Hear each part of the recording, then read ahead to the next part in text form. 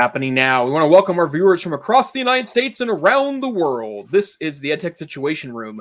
Good morning, good day, good evening. This is EdTech Situation Room, episode number 229 for August 25th, 2021. My name is Jason Neiffer, and I am the Assistant Director and Curriculum Director of the Montana Digital Academy, which is Montana State Virtual School, located on the beautiful University of Montana campus right here in fabulous Missoula, Montana. And joining me tonight, as always, good evening, Dr. Wesley Fryer. How are you tonight? Good evening, Jason. I am well. I am looking forward to some fall weather. The heat is keeping up here, but you know, it is August. So I am the Technology Integration and Innovation Specialist at the Cassidy School, where I am teaching 5th and 6th grade media literacy and serving as a 6th grade advisor. And we are in our second week of classes back, and it's exciting. So far so good. So we are masking up and de-densifying our gatherings at the cafeteria and our chapel by half, and so far so good. So how's life in Missoula?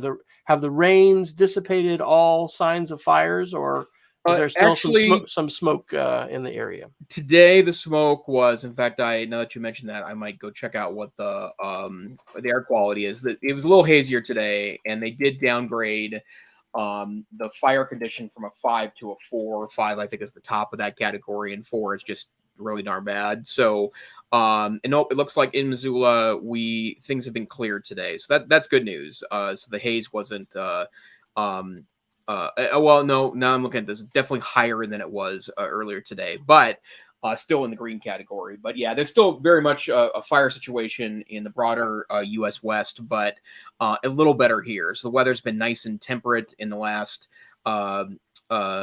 2 weeks, and so the highs have been in the 70s and early 80s, and the night times have gotten down to the 40s. So I did note that in closer to the Continental Divide, in kind of north central Montana, I saw some Facebook friends that live in more rural areas say that it froze already there. So, wow.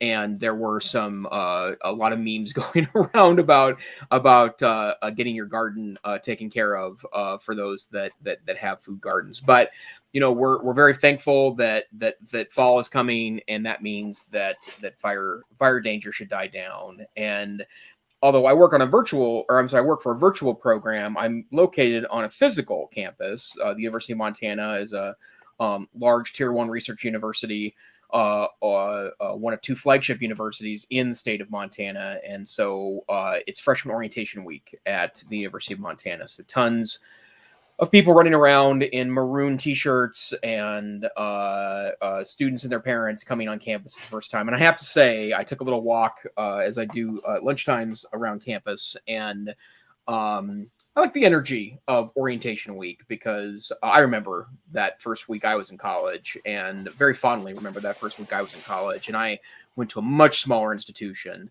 than the University of Montana, and I fondly remember that first week, and I know the kind of newness and freedom of it. So absolutely.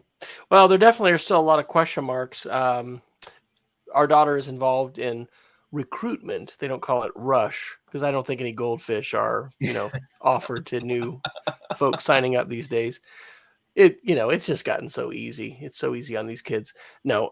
Anyway, they're, I think, in the midst of figuring out what they're going to do, how much they're going to be face to face. But I think I might actually write a blog post about this. Have to be careful, right? You don't want to be throwing your throwing current employers or anybody under the bus. I could just focus only on the university, but they have removed basically all the cameras that they had put in classrooms, and they've just gone back to situation normal. And so it is challenging for folks that have to quarantine, and those that come down with COVID. And it's I don't know. We've talked about this on the show before. In fact, if Eric Langhorst is listening, I need to contact him, because I want to do a podcast interview about the things that worked during the pandemic and the lessons learned, because my sense is, and it's obviously very limited, but there's a number of people who really aren't at all focused on what was learned and how we were stretched in positive ways and how we can be better now as a result of what we learned in the last year and a half.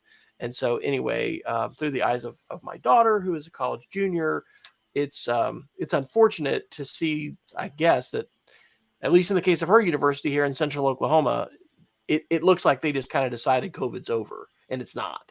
And so there's a lot of impacts. So, hey, shout out to Peggy George, who's in our chat room. Shout out to Jamie Camp, who's in there too. And so, hey, she's here live, but says she listens to us frequently offline. So we are excited to have you all. Dr. Neiffer, for those who don't know, besides, the standard talk about the weather and some other random stuff at the beginning, what is it that we're here to do tonight?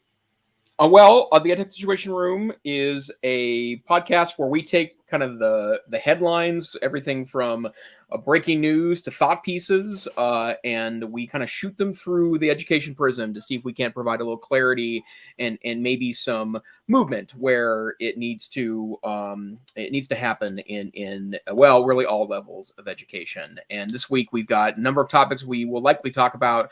I have a quick back to school article I want to share, and I thought I would like to pick Dr. Fryer's brain on some items. Microsoft, Google, Apple articles, software pick to talk about, digital citizenship, podcasting news, media literacy, security, and then of course we will end the show with our Geek of the Week. And I see Wes is back with two again, so we will share some things that we like to share with our friends in the EdTech world. Absolutely. Well, hey, you want to start with the back to school article? Let's do it. This was a surprisingly good article from Lifehacker. This is the 7 best lower cost tech essentials for broke college kids. And what I liked about this article is that I generally agreed with their recommendations, right? Like I thought this was a pretty savvy set of recommendations. But also I thought they also applied very well if you're, providing some new or upgraded tech for your kiddos. So I'll kind of stop burying the lead and actually tell you what they're recommending. There's the Lenovo IdeaPad Flex 5, which is a $649 Windows laptop that's actually pretty stacked out with some pretty decent statistics, a fast AMD Ryzen chip, 16 gigs of RAM, and a 256 gigabyte SSD. Plus, it's got that nice form factor. They say if you're familiar with either a Mac Pro or a Dell XPS, the XPS is a fine kind of high-end laptop from Dell. The IdeaPad is a pretty good alternative because you get a lot of the speed and form factor of those two at a much lower price. Retails for $649. Their second recommendation is just an iPad. If you're looking for a tablet, you don't need to buy the Air, you don't need to buy the Pro or the Mini, which is a bit more expensive form factor as well. You might be able to get away with. In fact, I would argue you probably could be able to get away with just the iPad. So that's the consumer level device. And I have another recommendation for that later.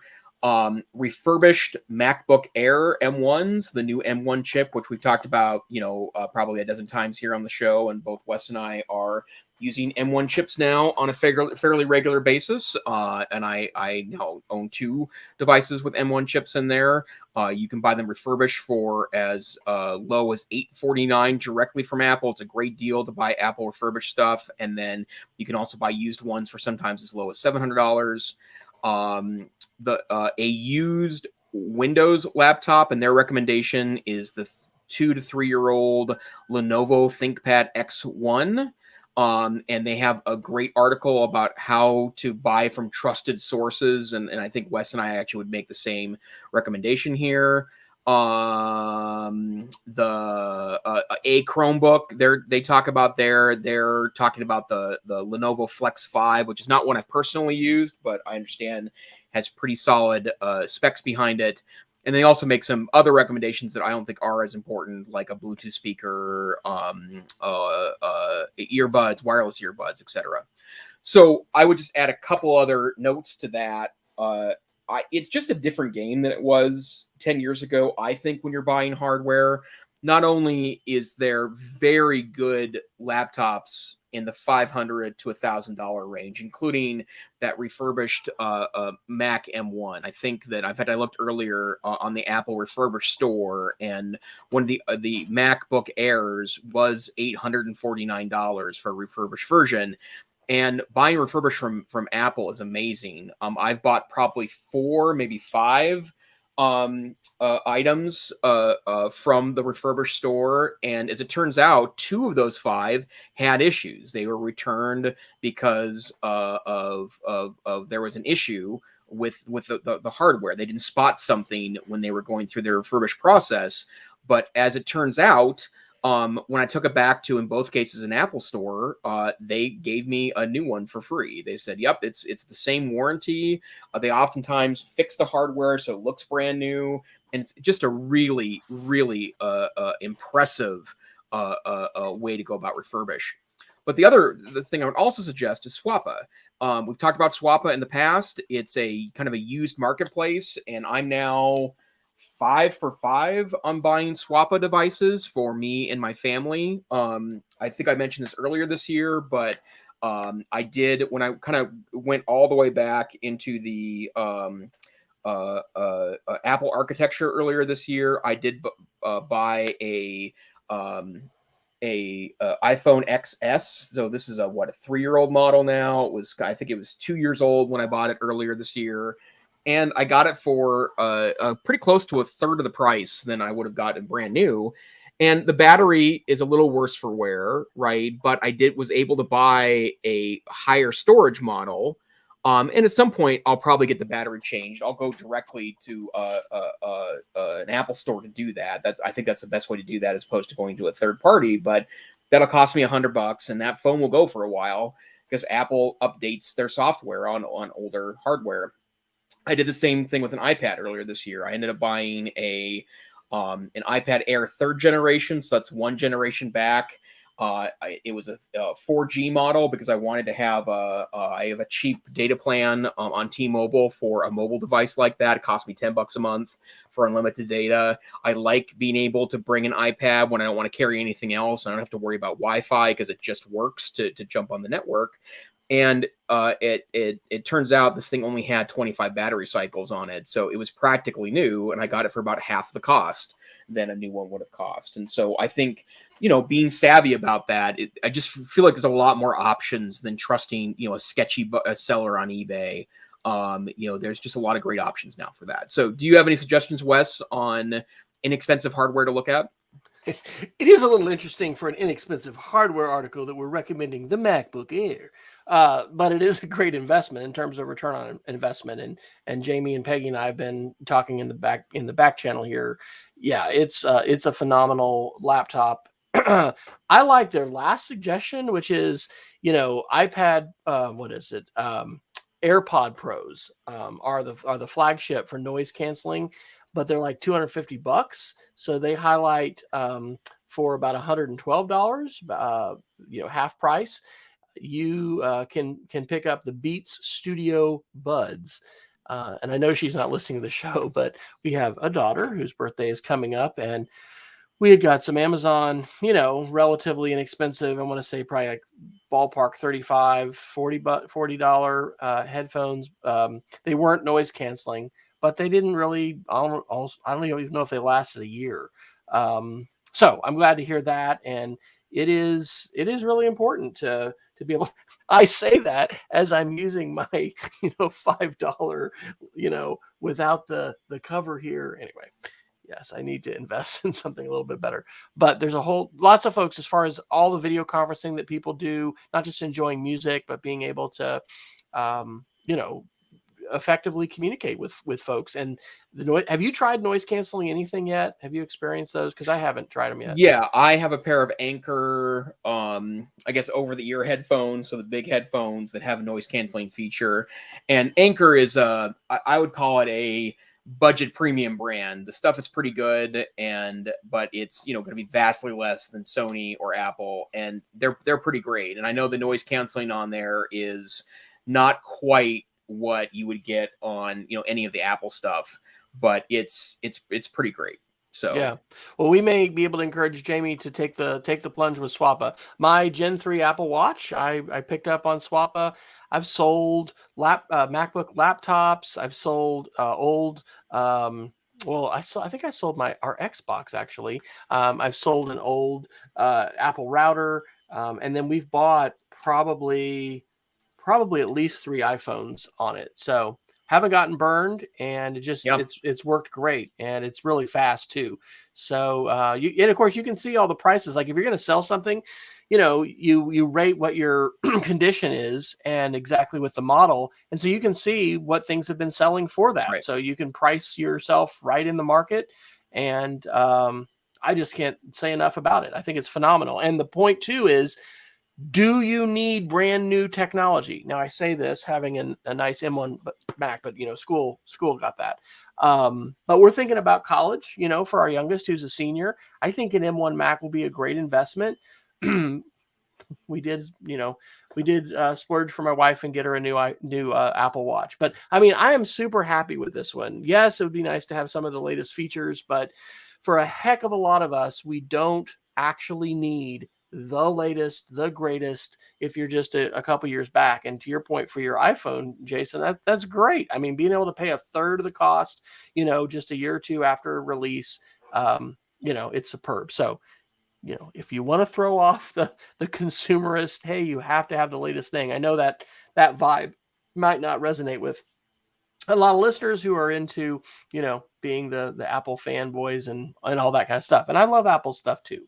But Yeah. I just think that, budget is important. And hey, this is a media literacy thing too, right? Obviously the marketing folks want us to all, pony up our money every single time there's a new feature that's out there. But, with Moore's law and the processing power and speeds and all these kinds of things, we see incremental changes and improvements, but we've reached a point with, I think, both laptops as well as smartwatches and smartphones and a lot of things where, the capabilities of a couple years ago are pretty phenomenal. So great marketplace to take advantage of. So.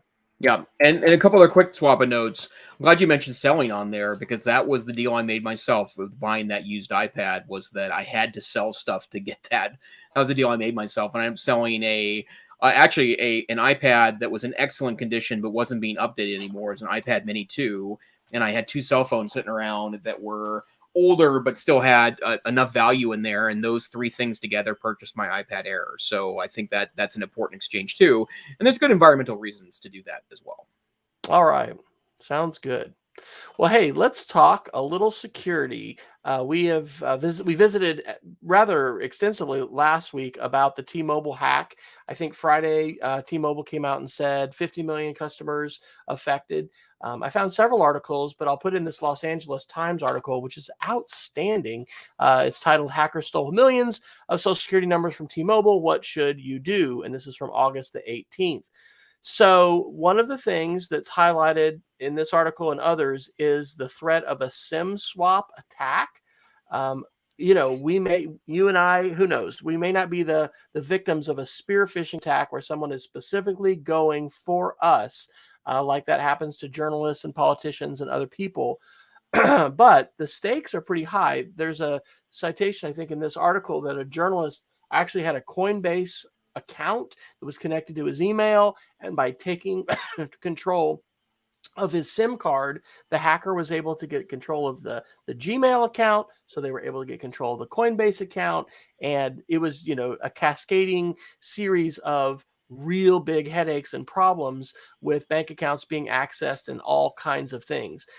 So one of the things that I did not know about before reading these articles, we talked about credit freezes and fraud alerts and things like that. There and also changing the PIN. So that's a really important thing to do, is to get in touch with T-Mobile and change your PIN. But one of the things that I learned about, and I guess it wasn't in this article, it was in this other one. So this is CNET, T-Mobile data breach and SIM swap scam, how to protect your identity, from August 22nd.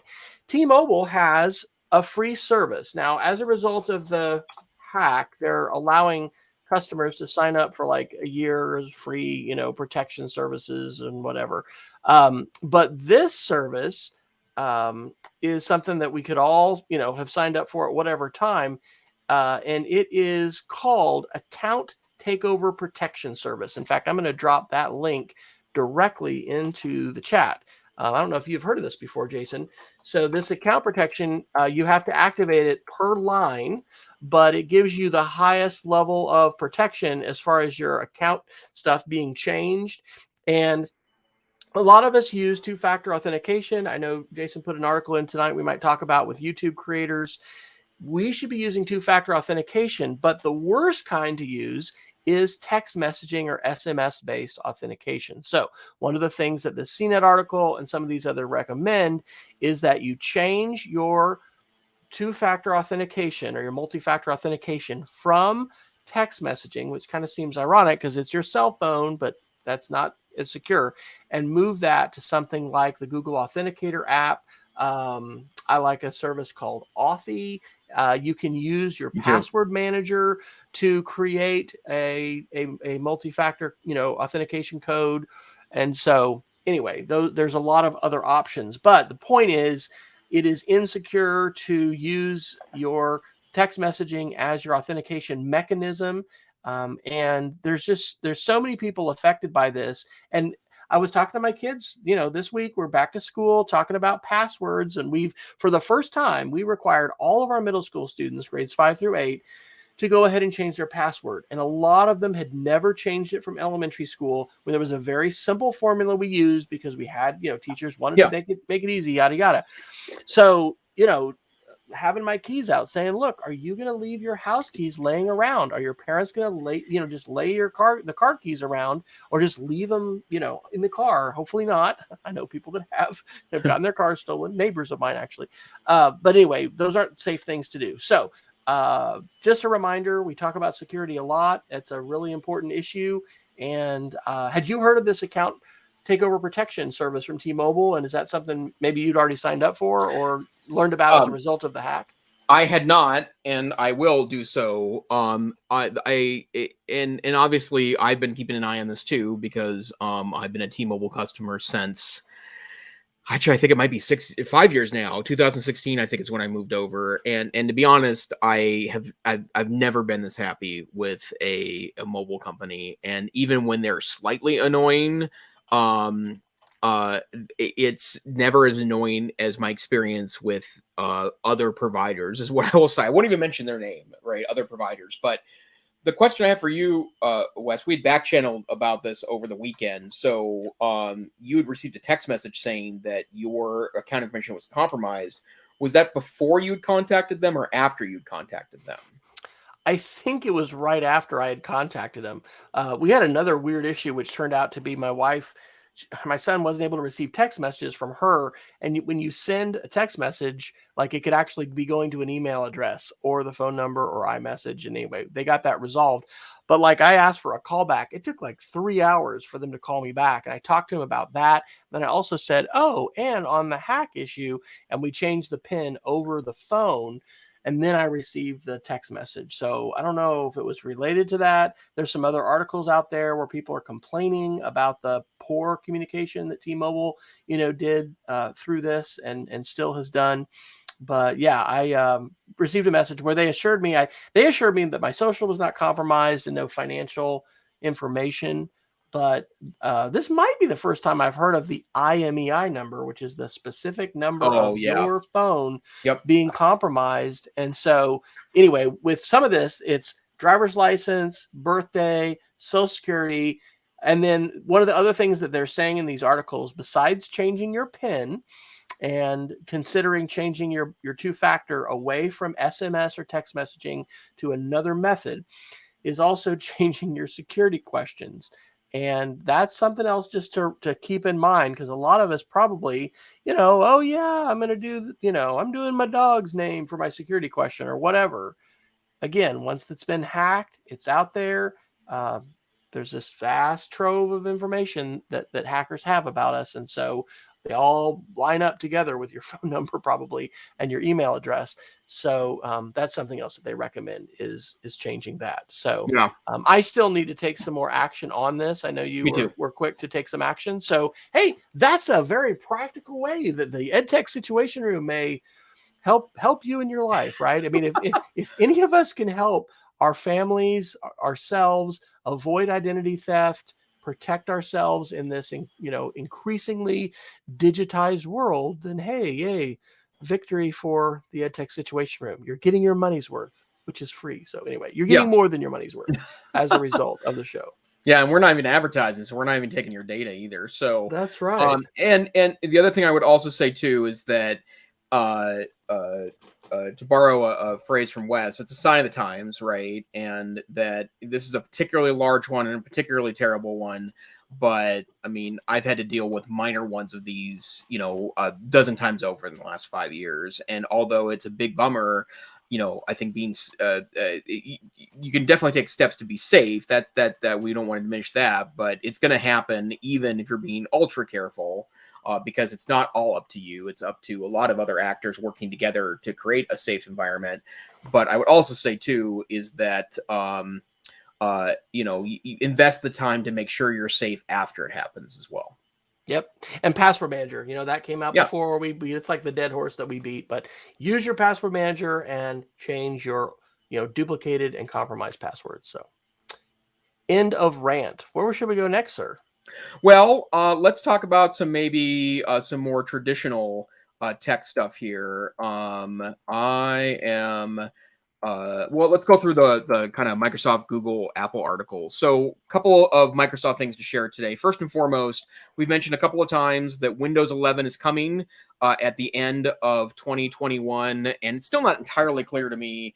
I think you can, there's an upgrade path from 10 to 11. I think you get offered that later this year, just like new versions of Windows 10. And I think it'll come on new PCs starting January-ish.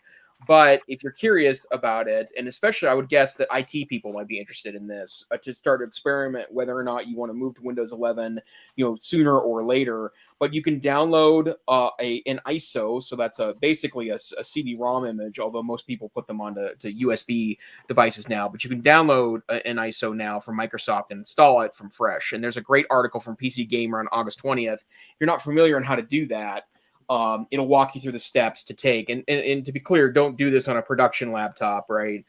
Do this on a workbench laptop or a spare one you have sitting around. But if you're interested in Windows 11, and to be honest, I don't need the distraction right now. It's a busy time for me at work, so I won't be engaging in that quite yet. But I will once work lets up. But you can download an ISO and install that.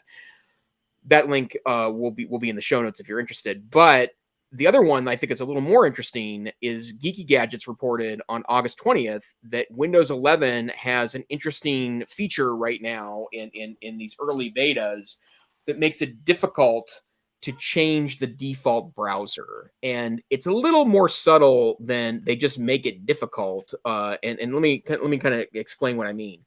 Right now, if you download Chrome to Windows 10, right? One of the things it will ask you once you install Chrome is if you want to make it your default browser. And it takes you to a pretty easy to use dialog screen that has you change it from Microsoft Edge, which is the integrated browser in Windows 10, to Chrome, right? You change it and it's done. It will ask you that a couple of times when you load Chrome, right? Because Chrome triggers that. Well, in Windows 11, it will ask you once. And if you ignore it or dismiss the notification, it won't ask you that again.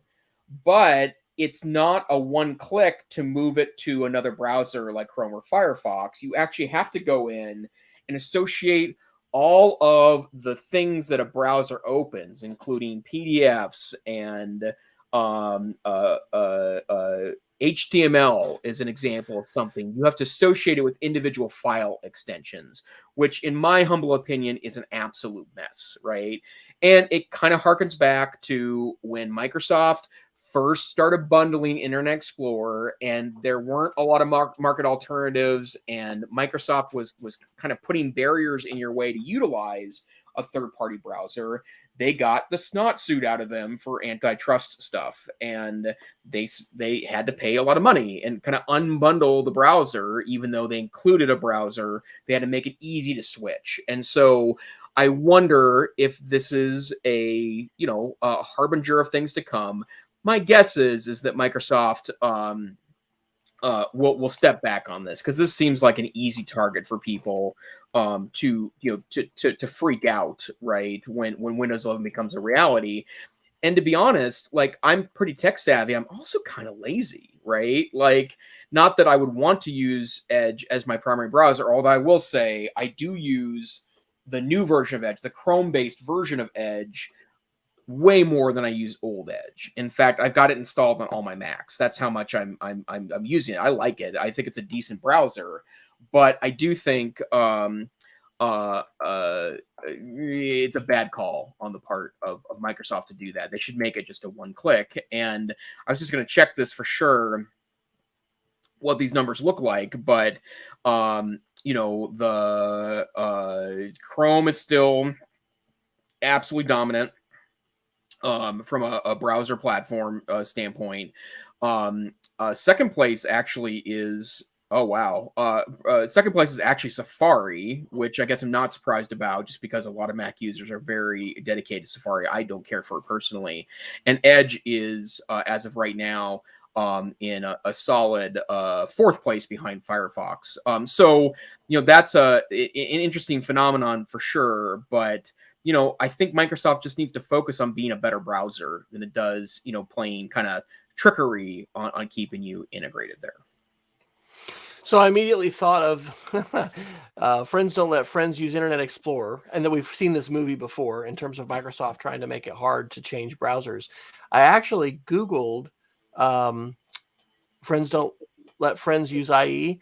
I am the second hit. That's really cool. I haven't seen that in a while. ZDNet is the first hit from March 4th, 2011. And from March 6th, 2011, it's Speed of Creativity. Friends Don't Let Friends Use Internet Explorer ever. So, yeah, this is sad to see. I don't know what they're thinking. Yeah, just when you think Microsoft's, it's the more progressive, use multiple platforms company, then they're doing something like this. And the other thing I would note too for Microsoft, like, new Edge is pretty good, right? Like, I like it. I think it's a very solid browser. It's not just because it's built on Chrome. I think they're building smart things on top of the Chromium open source browser, right? And I think they should focus their efforts there, because I think that's an infinitely better use of their time. And then there's a little back channel discussion back to the T-Mobile takeover protection, whether that's available for everybody. It says, although this is a free feature, your line must be registered as the primary account holder to add this if you have a T-Mobile postpaid account. Most of us are probably in a postpaid account status where, I mean, we have a contract, and technically I think we pay in advance of the next month for the data and the phone calls and things like that we do. I don't know. We'll check into that a little bit more, but I think that's something that we can sign up for. And Jamie and Peggy are definitely agreeing that associating all of your extensions with the new browser is a freaking nightmare. Surely there's going to be some folks that are going to respond to that, and there's going to be some kind of an app or something. If Microsoft persists with that, that just seems like a clumsy thing for them. Yeah, clumsy actually is a perfect way of putting it. Yeah, right. All right. Well, anything else on the Microsoft front, or does that kind of cover Microsoft? Yeah, let me give it one other article. It's actually a follow-up from a couple weeks ago. This is reported in several sources, and the other one that was our original source on this was Kevin Toffel and his really excellent About Chromebooks blog. But it appears that, and this is very applicable to schools, that Microsoft is just abandoning its Android app strategy on Chrome OS. And instead, they're going to eventually, this is official now, in September, they're going to stop allowing you to install the Android Microsoft Office apps. This is both the bundled single app and the individual Excel, Word, PowerPoint app on Chrome OS, and they're nudging you aggressively to the web-based version. And I would say that I think this is also a mistake, right? Like, from the standpoint of the Android apps were really nice looking, and they were starting to become, there wasn't feature parity, because there's a lot of stuff that, full blown Office apps on Mac or PC are just going to always be a couple steps ahead. You may never use those features, but the full-fledged ones were getting close. But the mobile app on an iPad looks great, and the mobile app on a Chromebook looked really great. It looked pretty close to desktop-based Office. But while I think that is unfortunate, and if you and your district had kind of gone all in on the, you were using Chromebooks as a platform, but you're essentially a Microsoft district, and we're using those apps as kind of desktop style apps, that's not going to be an option in after the next 60 days or so. The other thing I would say, though, is that I still think that the web-based version is a better experience on the Chromebook than the apps were. It was close, right, especially with the most recent apps, but I really like the web-based version of Office 365 apps. So yeah, it's something to know if you happen to be an IT person. And if you're not running, it's interesting. My intersection here is just Minecraft. That's it. I've been resetting Microsoft 365 passwords for students because we've been getting kids on to Minecraft. But so far, that has not pulled me or our school further into the Microsoft circle. But yeah, it's it is interesting to see where this is going to go. And I got to say, man, just about a week into school, Chromebooks are great. It is so nice to have everybody. We're using the Dell 3120 Chromebooks, and it is fantastic. But passwords and all that kind of stuff can be a little bit challenging. We don't have a synchronization going between Google and Microsoft, and so you got separate passwords and set those up and things like that. But yeah, it's gonna be interesting to see where this continues to go, because from the educational standpoint, I think Google absolutely has it right with the way that Chrome works, and the management and just comparing that to other platforms. So anyway, small unpaid advertisement for Chrome OS. Sorry, that wasn't planned. So all right, where to next, sir? Well, let's do the Google articles. We both got a couple of interesting ones here, and I imagine this first one's going to have some conversation. 9 to 5 Google reports on August 24th. YouTube is forcing creators. So that would be people uploading stuff onto YouTube to use two-factor authentication on Google accounts starting this year. And basically, because of the especially if you're a popular creator, that you have a lot of followers, I would imagine it's quite an attractive target when you have people with 50,000, 100,000, million, 5 million followers. They're going to tell people you got to have a two-factor turn on to access YouTube Studio, which is the kind of software backend for creators. And I think it's a good idea, right? I think the more an account has, kind of access to the world, right, you have to have more security. So the headline makes it sound like it is everybody. You have to be signed up for their paid program for that to affect you. So you can still upload if you're not making money. It'll kick in November 2nd. Got it. So it's called the YouTube Partner Program. So if you're not in YouTube Partner, then you don't have to. But yeah, November 1st. This is a best practice. Yeah. Whether you're in YouTube Partner or not, yes. Sign up for multi-factor. I think it was in 2017 we started the process when I was director of technology of requiring all of our faculty and staff to enable two-factor authentication. And I believe that was a really good decision then. And if your district is not doing that now for faculty and staff, I think you need to. Is it a pain? Yes, it can be. But it's something that you can adjust to. One of the things I use the most now at school is just the tap on a Google app. You can just open up Gmail if you're logging into another device like a Chromebook. But yeah, I think it's a sign of the times. It's interesting when we talk about forced, right? There's different things people are, anyway. There's all kinds of things now going around with vaccines and stuff like that we're talking about. But this is something that you want to do to protect yourself. So November 1st, if you are over 1,000 subscribers and you've had the X number of views in the past 3 months or whatever, you got to maintain those things to continue to be a part of YouTube's paid program. Yep. 9to5 Google also reports, this is just a quick one, Google Meets will now warn you when your device is causing the echo, which if you've ever been in a large meeting, especially if a few, some or many of the folks on that meeting are not super tech savvy and may not understand that they're causing an echo or an issue. They've built in some sensitivity to that and will warn you if you're the problem. And as an individual that spends quite a few minutes a week in video conferencing now, hallelujah, thank you, Google Meets, for adding that feature.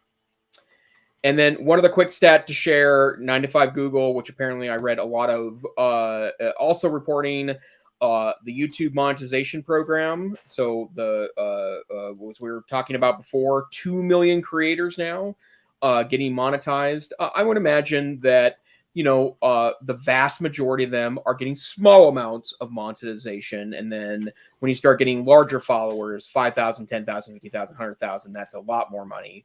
But in the last 3 years have paid over $30 billion. So that's one platform, right? And there are influencers and creators across several platforms that make money. But YouTube is not a joke. And while, I sometimes chuckle at little kids that say, I'm going to become a YouTube star.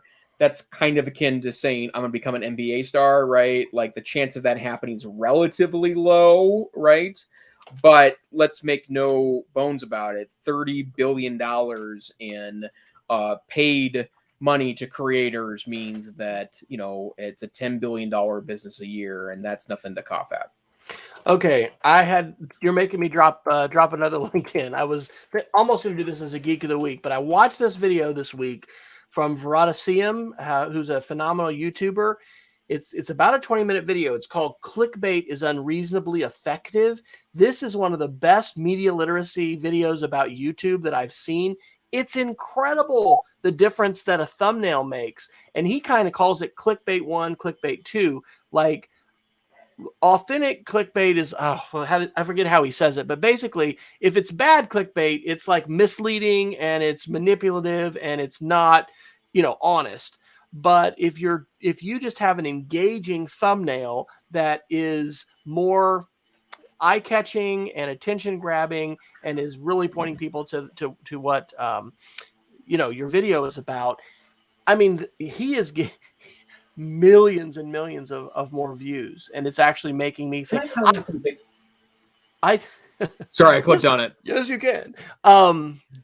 I believe, okay, so I need to redo an update Playing with Media, right? I published that in, I think, 2011. I think that as teachers, it is extremely valuable for us to be playing with different kinds of media.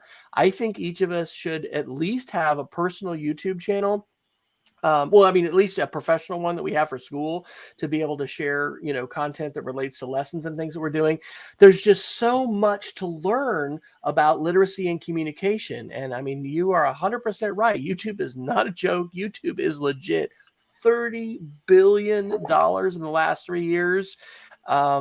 Anyway, there's so many reasons why video is so important, YouTube is so important. So I'll shout that out. That's not my Geek of the Week, but put that on your watch list, which, by the way, watch later, right? Everybody has a watch later list. As a YouTube user, as a Google user, add that Veroniciem Clickbait is Unreasonably Effective video to your watch list. And I'm going to consider actually sharing it maybe with my 6th graders, just because it brings together so many different things about the attention economy, about the way YouTube and social media want to draw us in and bring us to the rabbit hole and keep us, watching, and a lot of different topics that are worth understanding and discussing.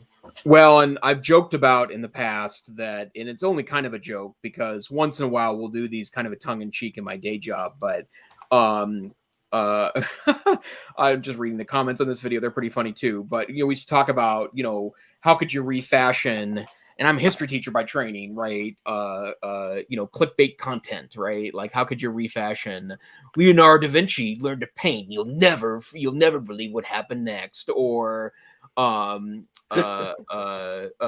Truman won World War II with one weird trick, or something along those lines, right? But the comment I was just laughing out loud at this video was, clickbait is unreasonably effective. This video is proof. So like, the guy, effectively has 3.6 million views in effectively 1 week. So there that is. So Peggy's asking, yeah, she thought of clickbait as a bad thing. Yes, and what Derek Mueller is his name, who has Veroniceum.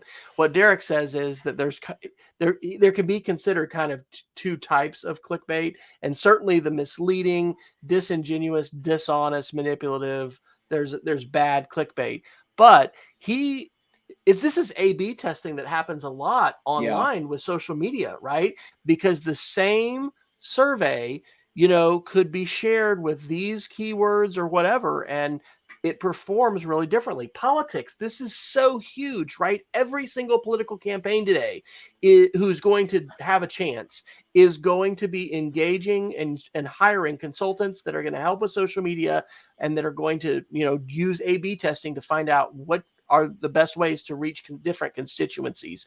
So anyway, yeah, the clickbait is generally a bad thing.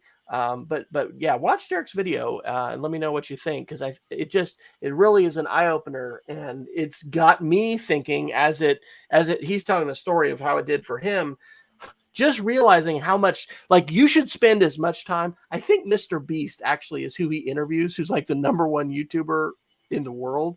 I think that's who that is. I'll share my YouTube illiteracy by not knowing that, but they're saying you should spend as much time on the thumbnail of the YouTube video as you do, with other kinds of editing things. It's just so important. And there's something we're not teaching in class, right? Come on, kids. We all got to design our video thumbnail well.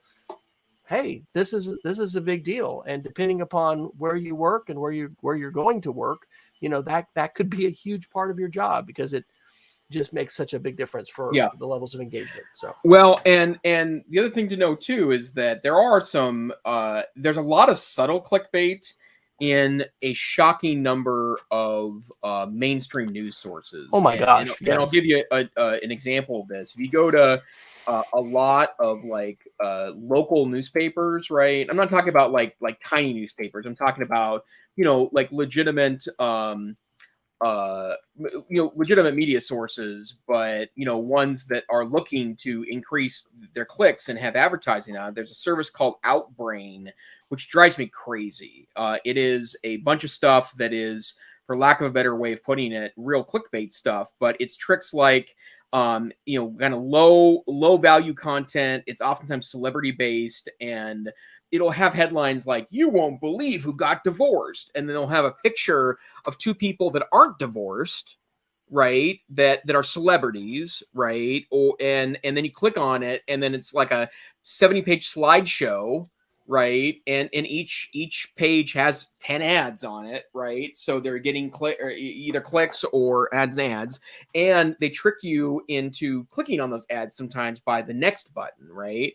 And it's like, well, I just wanted to find out, why did Bono divorce, right? And and it's stuff like that. And we talk a lot about media literacy here. It's and I don't think it's outside the bounds of helping kids be more tech savvy to look at this stuff and say, like, I understand why people click on this stuff, because criminy, I've clicked on this stuff, right? And I know better than that.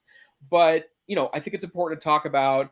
And I think there's an ethical question there too. Like, I don't like it when legitimate news sources are feeding me that Outbrain stuff, right? Because it's not news. And even if they get some benefit out of it, like, money, or maybe some of their articles end up getting fed into that system, it's pretty ugh. And you need to be wary of your own content too. I think you talked a couple of weeks ago on the show about, or I don't know, maybe I had the link. It was a videos site which had gone defunct, and somebody had bought it, and it was directing people to pretty shocking videos. sometimes when you embed things and ads and whatnot, you can end up with content that you want to be aware of. So I agree. Ad blockers sometimes can take care of that. But again, what are your students looking at versus what are you looking at? If Yeah. you're using uBlock Origin and seeing a mostly ad blocked web experience, that could be extremely different to what your students and others are experiencing. So, all right. Hey, I'd love to hear the Joe Rogan article on podcasting. Would you mind picking that one up? Because we just got about 10 minutes left, I think. Yeah, so this is really interesting, and this is from I almost said the wrong source. This is from The Verge today, right? Yeah, today's Verge. Joe Rogan, who has moved to the Spotify platform, right? And it's an exclusive to Spotify. So in other words, if you want to listen to Joe Rogan, you have to use the Spotify app to do that. It's free. You're not paying for that, but it's exclusively on Spotify. And Joe Rogan was doing just fine financially with his very popular podcast before he moved to Spotify. But The Verge did some deep analysis, and Spotify doesn't release its listening numbers, so we have no idea what those numbers look like. So they instead did a number of kind of analyses to basically discover that Joe Rogan as a podcast content creator is losing influence. And so here are the kind of things that here are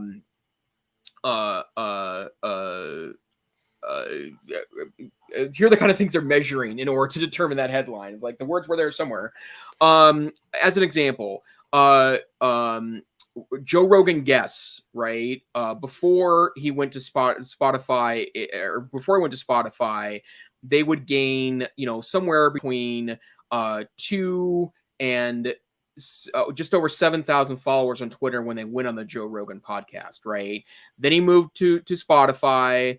That started trending downward to under 2,000. And since he went exclusive on Spotify, that number has been consistently at or below 3,000, including in one case, well less than 1,000. So the average was much higher before he did that. That's one piece of analysis that they used.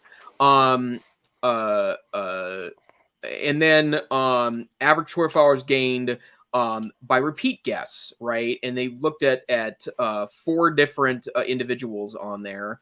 All 4 of those had less Twitter followers added after appearances on Mr. Rogan's show after he went Spotify exclusive. And then they looked at searches on Google for Joe Rogan. That also went statistically lower after he went Spotify exclusive. And they also did it in terms of his YouTube channel. He was gaining somewhere between 200,000 and 350,000 additional YouTube subscribers, and that started decreasing after he joined the Spotify family, and then has been down to just 100,000 more a month. And so, it's not quite a oh so sad, because the world's leaving behind. He's still getting 100,000 more followers on YouTube a month, which I imagine creates quite a bit of income for him. He will most certainly have to have a 2-factor authentication on his YouTube channel, I imagine. But the bottom line is that having to force people to go into a special app, right, to decrease it, kind of gets rid of the universality of podcasting. And I have a very specific example of this, that I think that podcasts, both commercially produced and little kind of mom and pop podcasts like the EdTech Situation Room, they are untapped content resources. I think that there are, I probably listen to at least 25 podcast titles in any given month that I think would be extraordinary in a typical social studies classroom, which is where my content area came from. There's just such great content. And there's a lot of research to suggest that the narrative podcast style is actually extremely engaging to listeners, and I think would also be to students, right? But you can't use it in a classroom if you have to force kids to go download a specific app to do it, or create an account on Spotify. It's so much better if they can just download one of the great free podcast catchers and just go search in a directory so it's universally available. So Um, yeah, Spotify's awesome, right? It's really changed my nature with music, and I'll never forget. For a complete side note, when I first showed my dad Spotify, a guy who just loves music and has well, now 75 years of memories related to music. And he spent like 4 days listening to it straight because it was just so amazing to find every song ever that he could listen to. Wow. But the podcast there just doesn't make any sense. Yeah. And I still use a third party app, and I always will. Pocket Casts for me will always be that app. So any thoughts, Dr. Fryer? Well, number one, what a great article to use with students to talk about graphs Yeah. and to talk about data. One of our high school math teachers that's like her. We all have kind of stretch goals for our instruction, and that's one of hers. And I'm going to share this with her because this is exactly the kind of thing she wants to bring into the classroom for analysis and discussion. And it's just so relevant. We were having a little back channel discussion with Jamie and Peggy talking about this and how, podcast going exclusive, it goes against the grain of the whole ethic of what podcasting has been for a long time. It is the corporatization, the profiteering, side of podcasts. I think that, as we talked about on the show before, we put ours out there. It's linked on Amazon S3, and the feed is out there. And so that feed can be grabbed by a variety of different podcatchers. But I think that is absolutely fascinating. And it'll be interesting to see, how Joe responds. Something, I think I put this article in months ago when he moved to Spotify, they actually censored some of his content. There were a couple episodes that I think they had to do with UFOs and extraterrestrials, maybe some other things too. But anyway, they said you can't bring those have to be deleted. And so that content was actually deleted from his feed because he had to move all of his content, over into the Spotify feed. So, podcasting. Hey, obviously we love podcasts. We do a free podcast here basically every week. It's so tremendously amazing to get. Yes, it's overwhelming to live today in the 21st century, but being able to filter your feeds, curate the voices that you trust and you want to hear from, and then being able to listen to them free and get them also where there's really not any rules about time length. I listen to shows that are 5 or 10 minutes long, some that are religiously 30 minutes, some that, I don't listen to Twit at 2.5 hours that often for the whole thing, but just the free form factor is just fantastic. So I actually need to, for my wife, she's wanting to use some more podcasts in her classroom. And I would like to probably, for my oral history project that I do with 6th grade, have my kids do some more listening. So if Jamie or Peggy, I need to just do some Googling for this. But if you've got some recommendations about kid-friendly, podcast archives or places for, just like Jason's saying, it's such a rich trove of content. Anyway, that's just a personal instructional thing that I need to do that kind of relates to podcasting. So thank you for picking up that article, Dr. Neiffer. I think we are approaching the top of the hour, although I don't want to step into the host's chair because that is your role. So go ahead and take it where you want to take it. Sure. Yeah. Let's go ahead and do that. We're from at the top of the hour. Let's do our Geeks of the Week. What do you have to share this week, sir? Okay, I'd like to actually try this. I haven't done this before. My quick one is that The Social Dilemma, which is the documentary by the Center for Humane Technology, and then I mentioned him last week, Robert McNamee, who wrote the book Zucked. They're two of the prime movers behind it. It's free on Netflix until September the 30th. So it is talking about exclusivity. It's been exclusive on Netflix. And if you weren't a Netflix subscriber, you couldn't watch it. Well, guess what? Now it's free on YouTube. So share that, far and wide. I really do think we need to continue to push for movement forward on the privacy front. And yes, this is the tech correction and we raise the issue of regulation, but I definitely think that we need to move that ball forward. So that's my quick one. My longer one, I'm gonna try this. Renee Hobbs, who is the guru of media literacy, shared this video. This is hilarious, and it speaks to so many different things that we talk about on the show. So I haven't actually tried this. So yeah, let's just see how this works. I'm gonna try to share my screen. I'm going to click the link. This is a video called Section 230 Song. And let's see if... Can you hear that, Jason? No. Okay, let me... Wes is going to... Okay, I'm going to turn on my system audio. I don't know if this is going to work or not. Can you hear it? Back when there was no one on the internet, we had no iPhone, memes were not invented yet.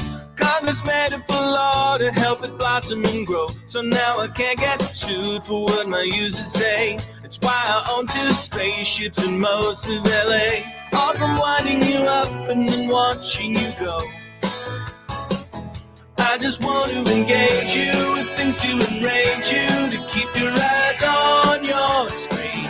I don't ever get dirty, cause Section 230 is keeping my hands so clean. Here's the good news, everybody has a voice. Here's the bad news, everybody has a voice. Okay, I'm going to pause. You got 48 seconds of it. Were you able to hear that? Yes. Yeah. Sound great. Okay. Let me stop sharing my screen because we're all going to go crazy here. Okay. Yeah, that is hilarious. Watch the whole thing. It just brings together so many different things. We talk about Section 230 that provides liability protection for the platforms, and it allows, Facebook to say things like, "Oh, I'm so sorry you had the New Zealand shooter that live streamed.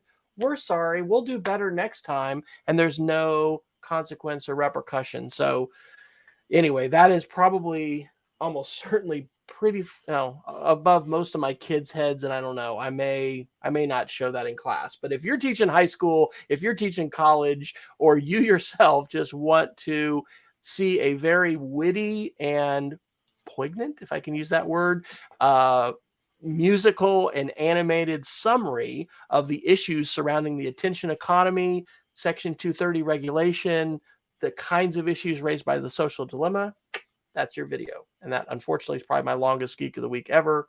I apologize. Quite all right. I will bounce it out with a quick one. Speaking of media literacy, one of my favorite resources for really thoughtful media literacy content is Common Sense Education. And the commonsense.org is an outstanding website. Their education site is even that much better. And I have a kind of Twitter conference friend that works at Common Sense named Sue Thoughts, who is great. I would follow her on Twitter.